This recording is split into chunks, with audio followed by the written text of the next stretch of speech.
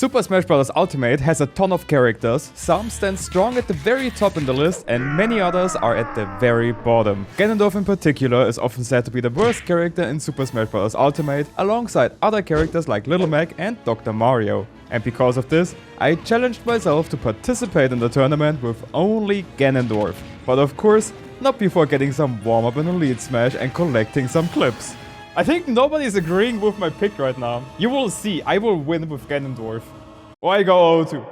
The tournament of choice was midweek mashing, which had about 38 attendees. Because of my higher seed, I started in winners round 2 and had to play against Localo, an Inkling main. Let's start the tournament.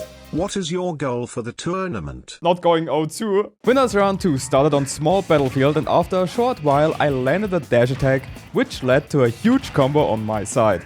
Ganondorf is not really a character who combos you for ages, but a few hits are already half the stock and I took every opportunity I can to maximize the damage output against Localo. And before the Inkling main knew it, their second stock was gone as well. The first game was absolutely dominating and every hit felt like half the stock is already gone. Ganon is not really a character who excels in neutral, but he has one strength. The important part about playing Ganondorf is to not be afraid. If you're afraid, you lost. Anime character as sentence. Finally, Localo was able to take a stock, but it was a bit too late for them and I was able to win the first game in this tournament. For game 2, Localo decided to stay on small battlefield, which is not a bad stage for Inkling at all in my opinion. After all, Inkling can kill off the top with up throw up air and up smash, which is pretty neat. This game already worked out way better for Localo than game 1, and it was pretty even until I finally took the first stock. We also had this pretty funny scenario where I accidentally misinputted a neutral B. Oh fuck! I'm dead. That was a misinput. While Localo was able to rack up more percent against me now, a different problem arose. They couldn't find the stock. Good trade for me. Oh, they didn't kill. I like how I said I didn't kill, but I returned 10%. After over 200%, they were able to take my stock, but it came at the cost of their own percent going up, which led to me taking the stock with a neutral air. It was an uphill battle for Localo, but they managed to find an earlier stock with a bury into up smash. While the adaptation was definitely on point, it was hard for Localo to win this game, and then I used a move I haven't used the entirety of the set, a down special to win game 2. GG's to Localo. That was a fun set. Sometimes I just have to use these burst options, you know? Next I had to fight Cory41, a Meta Knight main. I would like to say this is gonna be rough against Meta Knight, but honestly, every matchup is rough for Ganondorf. I have nothing to lose with Ganon. I'm already at the bottom. It doesn't really matter. I'm just trying my hardest, and maybe it works, maybe it doesn't work. The thing is, against Meta Knight, you don't wanna get off stage. He's gonna destroy your ass off stage. Winners round 3 started on Battlefield. My favorite stage as Ganondorf, but also a very good stage for Meta Knight due to the triplets. Meta Knight has the ability to chain multiple up airs on this stage to take a stock, so I had to be very careful. Also another important aspect about this matchup is the stage positioning and edgeguard dynamic. In short, I want to stay in center stage as much as possible, even if Meta Knight might land a hit on me. The reason for this is simple. If I get off stage against Meta Knight, this usually results in a stock loss. Ganondorf has such a linear recovery that he is easy prey for Meta Knight's edgeguarding abilities, so I had to avoid it at all costs. But even if this is the case, anybody can mess up an edgeguard and get reversaled at any given point. And while I only wanted to recover, this up special helped me in securing the first game. Game 2, Cory decided to go on Pokemon Stadium 2, which I am not against honestly. A larger stage means an easier time for me to stay in the center of the stage. I know it is a pretty simple concept to play for stage positioning, but Ganondorf is a simpler character and he doesn't really have much anyway. In this game, Cory did a way better job already and was able to keep it very even against me until they got a huge opening. And everything I said before with up air chains and being offstage culminated into this one scenario where I just had to accept the sad Ganon life and take my leave. But not before I was able to cheese Cory by sheer luck. You all know me as one of the unluckiest people when playing video games, but this time luck was on my side. Maybe it was because I was playing Ganon and the only thing I have in store is cheese. But whatever, we take those. After a dash attack on Meta Knight, I saw how low the shield was and I took the opportunity to gamble for a shield break. But instead, Cory tried to shield grab me, missed and ate my up smash. winning me game 2 and the set. GG's to Cory, that were some fun games. Sucks with the SD, we take those, you know? I got very lucky there. They definitely had me this game. Okay guys, so here's the thing. I have to either play next against Steve or Samus. Which one do you like? I'll be completely honest with you, I take the Steve. Unfortunately though, I didn't get the Steve and had to play against Midas Cat, a Samus main. Winner's Quarter started off on Pokemon Stadium 2 and now I had to fight Samus out of all characters. Ganondorf is one of the slowest characters with the worst airspeed in the entire game. So closing in on a Samus player is a very tough task to ask for, and Midas Cat definitely destroyed me in the beginning of the match with me having over 100% already.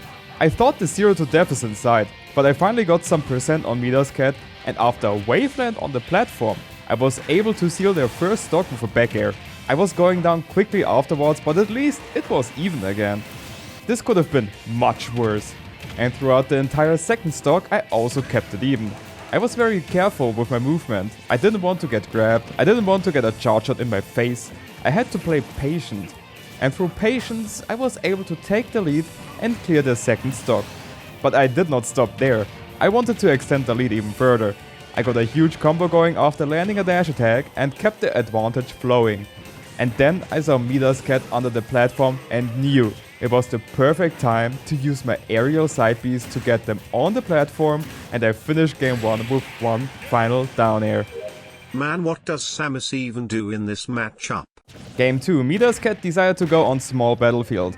So far, we have only played on either Small Battlefield, Pokemon Stadium 2 or Battlefield through this entire tournament.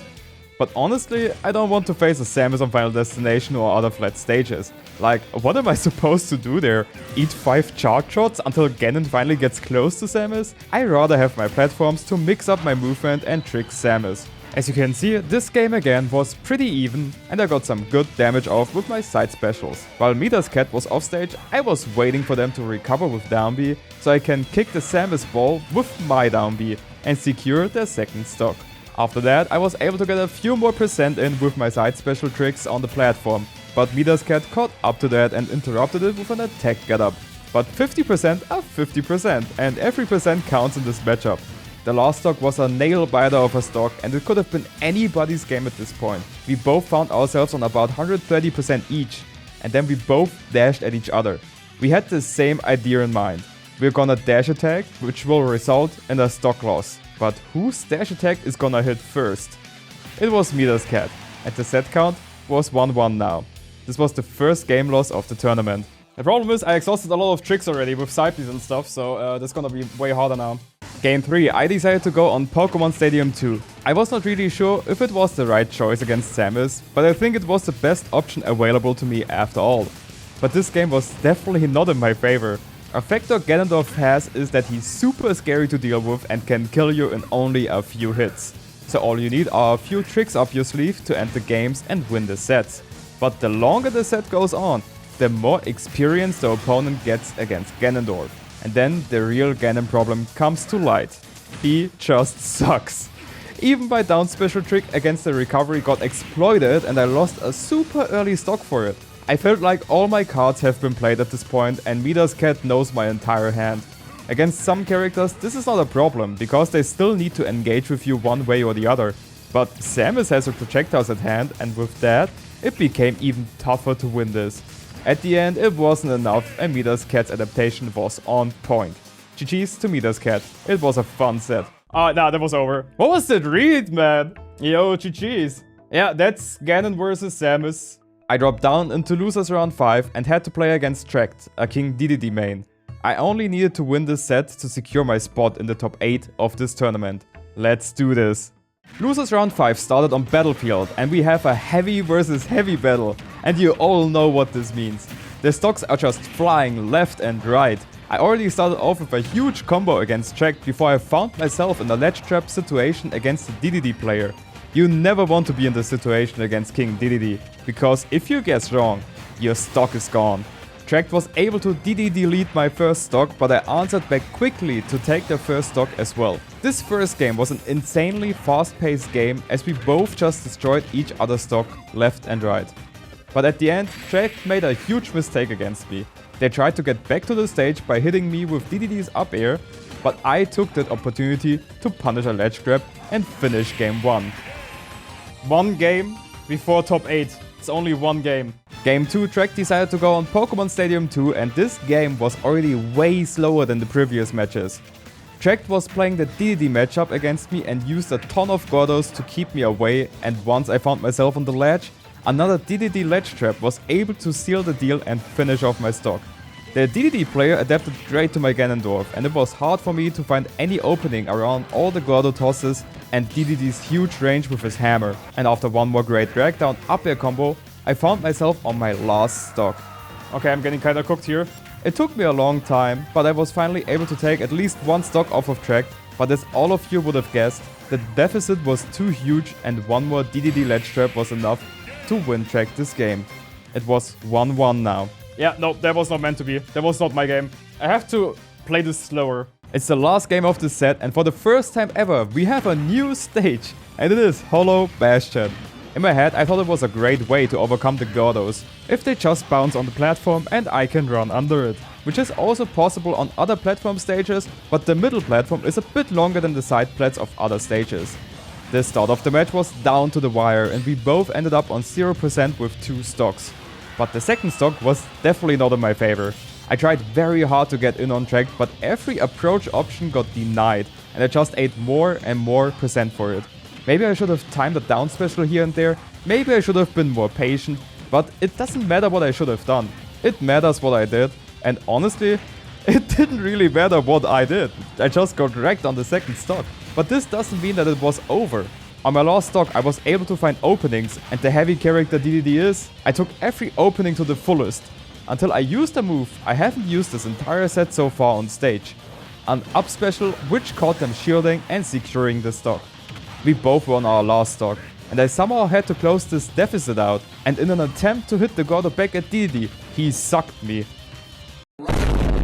I tried to mash out of it, but before I knew it, Trek spat me out, and I buffered so many options through mashing out that the worst buttons in existence got buffered and I just fell to my doom and lost the set against Trek. Bro looked at us like it's our fault. Sometimes these SDs happen. It was still a fun tourney. And with that, the Ganon tournament run ends with a 9th place. I won 2 sets and lost 2 sets. The win wasn't meant to be, but what did I honestly expect? When playing Ganon in a tournament, it is never about winning, it is about having fun, and it was definitely exciting to play Ganon in a tournament. I hope you enjoyed today's tournament run. This could have gone either way and I'm very happy with the result. We played some fun sets against good players, and that's the important part. If you liked the video, feel free to like, share, comment and subscribe. I see you all next time, have a good one, bye bye.